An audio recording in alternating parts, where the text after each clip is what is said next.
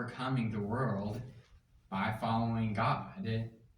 When we're in the world and we have a worldly mindset, we're always going to have something to overcome.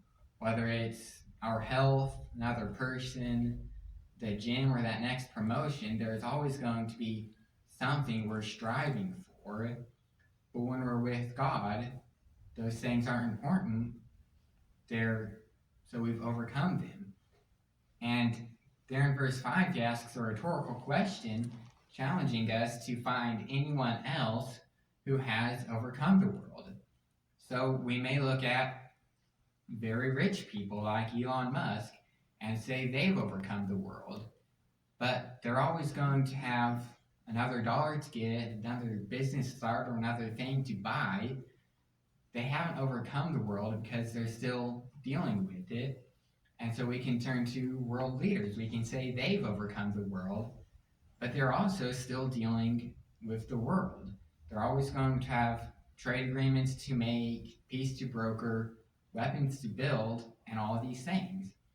So we can go back in the opposite direction from a worldly perspective and look at various types of monks that live at the top of mountains and pray all day, and we can say they've overcome the world, but they haven't really overcome the world because all they're essentially doing is ignoring the world. They're closer to denying it exists at all than really overcoming it. And so it really is only Christians that have overcome the world. And when you turn and look at that, in addition to a spiritual and eternal sense, with fellowship with God in heaven, rich people and world leaders and all these monks, they're not going to reach heaven without God.